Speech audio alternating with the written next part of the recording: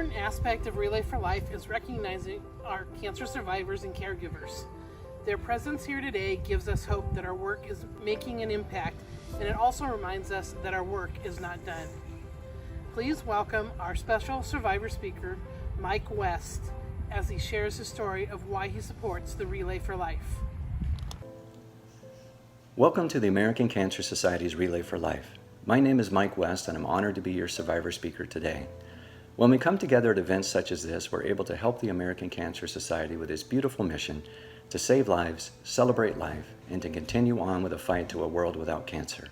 And this should be an important mission for all of us because the scary statistics remain that 1 in 3 women and 1 in 2 men will be diagnosed with some form of cancer at some point in their lives. On over 1.8 million occasions this year, a family will receive the news that their loved one has cancer. Over 600,000 people will lose their lives to this disease this year, and that means on average that 1,660 patients will lose their life to cancer today. So thank you so much for coming together at events such as this to raise awareness, promote advocacy, and of course to engage in crucial fundraising that helps the American Cancer Society with its missions of research, education and prevention information, and crucial patient care programs. I've attended many of these Relays for Life through the years with my wife Demi, who has worked for the American Cancer Society for almost 20 years. But now when I do so, this Relay for Life takes on a different meaning for my family and I, because I stand before you not only as someone who continues to fight to a world without cancer, but also now as someone who has heard those 3 dreaded words, "You have cancer." Someone who has fought for my life on the battlefields of radiation, surgery, and chemotherapy against cancer. And now someone who humbly and so thankful to God is here cancer-free and 2 years and 9 months in remission as I march on every day towards that finish line of 5 years where I hopefully get to hear that beautiful word, cured. My journey into the cancer world started one summer morning in July of 2017 when I was shaving, and I felt a very small knot in my lymph node area on the left side of my neck. I was working out pretty regularly. I felt good. I didn't have any reason to be concerned in terms of how I felt, but because thankfully I'm somewhat of a hypochondriac, I decided to go to the doctor right away just to make sure that everything was okay. Unfortunately, it wasn't.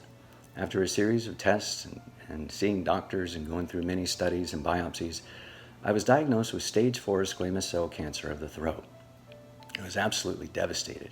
I just came out of the blue. I had no idea how cancer could suddenly invade my life when everything was going great and I felt so good. Then the hunt was on for the primary source of my cancer, because what the doctors told me was what I felt in my lymph node area was actually the cancer had spread to my lymph nodes. And they were looking for my primary source, which ironically they never found. However, they were quite confident that the primary tumor was somewhere in my throat area, probably at the base of my tongue.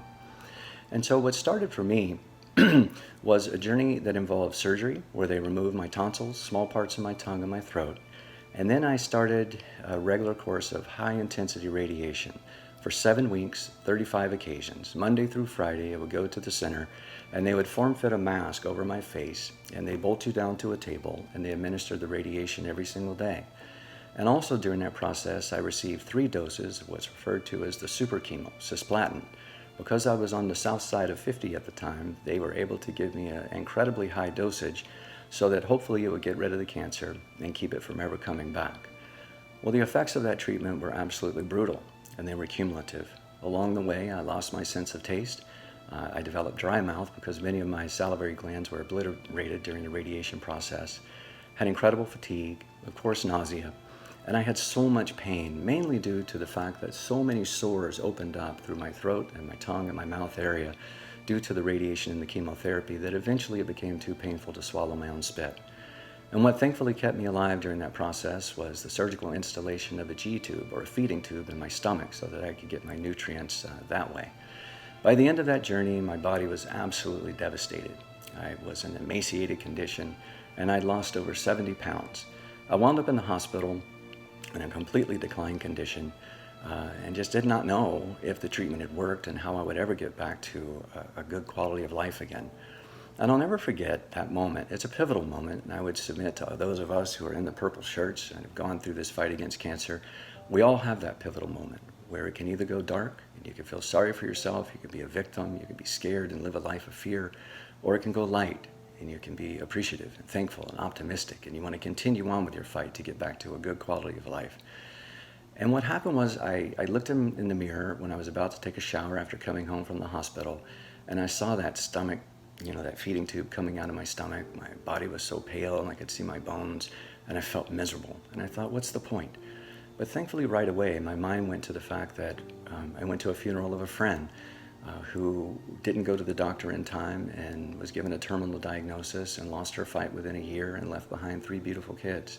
I thought about my mother-in-law, who was fighting cancer at the same time with a terminal diagnosis of pancreatic cancer, which she eventually lost. And I thought about the fact that so many of our fellow brothers and sisters who receive a cancer diagnosis, they don't have any choices. They don't really have much hope. And I thought, hey, I have a chance. I'm still alive and I have a chance to get better. And then my journey became about fighting like crazy, so hard every single day to try to get back to my beautiful life. Whether it was exercise, eating healthy, drinking plenty of fluids, anything that I could do. And that was a long, hard, very difficult journey. But eventually my body started to respond and I started to get better and better each and every single day. And people would say during that journey, you were so strong. But I would submit that to those of us who have gone through the battle against cancer, we don't see it that way. Instead, there's a beautiful quote that I like to refer people to that says, you never know how strong you are until being strong is the only choice that you have. And of course, that's how I saw it. You just keep fighting, keep doing whatever you can do to stay around your family and in this beautiful life. Now, of course, I have side effects, even though I've had a remarkable recovery, and all of us do, whether it's physical, mental, or spiritual. Cancer changes you forever. And there's some things I can't do anymore. But my message now is it's not about what cancer took away from me that counts, but what matters most is what I do with my life, with what I have left. And I have a heck of a lot left to give. And what I want to do is be out there and be in the community with people who are going through cancer and be part of the 18 million strong survivors to provide hope to those who are going through their battle or those who are on the other side of their treatment and wonder if they can ever get their quality of life back. Hope that it is possible. Like so many provided me with hope. And also I have an opportunity to be an advocate for my particular cancer, which was due to the HPV virus. The American Cancer Society is promoting its national campaign right now where they're trying to raise awareness about the HPV virus. Over 14 million new infections of HPV are in America this year alone. On any given day, over 79 million Americans are walking around with the HPV infection and they don't even know it. And the majority of those infections are between the ages of 15 and 24. The HPV virus is so prevalent that 80%, or 4 out of 5 Americans, will be exposed to the HPV virus at some point in their lifetime. Now, most of the time, thankfully, your body will fight it off and you won't even know that you had the HPV virus. But unfortunately, for those like me, if that virus is not fought off and killed by your body, it can turn into a deadly cancer, one of 6 that can take your life. Or if you're lucky enough to get through it, it will brutally change your life forever. And so for those of us who were not able to get the HPV vaccine, it's about early detection and doing everything that you can to try to stay as healthy as possible. But we're also trying to get the message out that we have the opportunity to get rid of the HPV virus causing cancer for future generations. And so please, if you have young kids or you know people who do, have them talk to their pediatrician about the HPV vaccine. The target ages for the vaccine are 9 to 12 years old because if they get that vaccine, it has over a 90% chance of preventing the HPV virus from turning into cancer. A child's life is simply not worth the flip of a coin as to whether or not their body will fight off the HPV virus or not. The HPV vaccine is cancer prevention. And so as you continue on with your day-to-day with this beautiful community, as we come together to fight against cancer, as we come together to support each other, I pray that you will not see yourselves as a victim. You will see yourselves as a survivor. You will not focus on the things that you cannot do anymore. Instead, you'll focus on the things that you can do. And you will not resign yourself to the fate that others will tell you could lie ahead. Instead, you'll do everything in your power to fight. Fight hard, fellow warriors, to get back to your beautiful life, to kick cancer's butt, and to continue on with your beautiful journey through this life. The number one way to fight fear of the unknown of what lies ahead is to focus on appreciation of the known. What we have here, what you have right now, all around you. No matter the darkest of storms that you go through, you still have beautiful blessings around you every single day. The only question is whether you'll be intentional about it and whether you will look to find them. Keep fighting, keep raising awareness, and please, please help nonprofits like the American Cancer Society with this Relay for Life and your fundraising. Cancer doesn't succumb to a one-day fight. It's every day, every year, for as long as we can.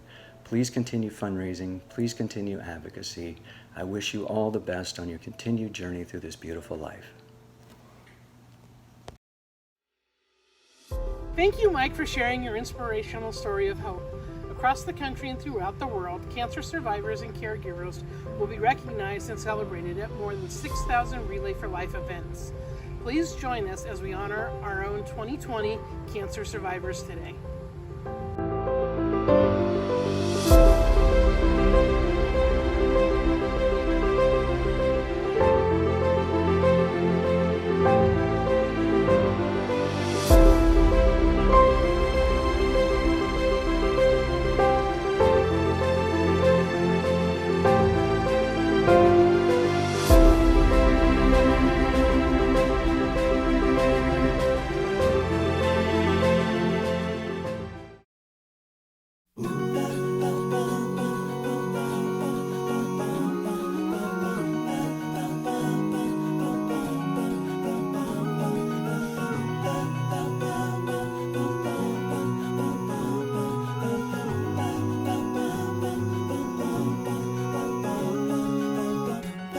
Have you ever felt like you woke up on the wrong side of your heart? Has it ever felt like it's broken, like the world tore it apart? Have you felt so weak you could hardly stand? Like if you ever fell, you could never tell if you'd ever get back up again. I know it's hard to do, but I think you can make it, 'cause I know we can take it. Baby, we will rise. We are young, we are the dreamers. We will fly. When the world will not believe us, we will rise above the ashes. For this whole life passes us by. You and I, we will rise. It's difficult to try to stay awake when you walk a tired path, and there are moments when it's easier to take the road that leads you back. I'm not the first to say it, and I won't be the last, but I want to remind you out there it's time to hold on. You're stronger than that. But when it gets too tough to find my way home, and I'm stupid enough to try to find it alone, When it feels like there is nothing I can do, nothing I can but do. give up, I look up, thank God I have you to tell me. I know it's hard to do, but I think you can make it, 'cause I know we can take it. Yeah, baby, we will rise. We are young, we are the dreamers. We will fly. When the world will not believe us, we will rise above the ashes. For this whole life passes us by. You and I, we will rise.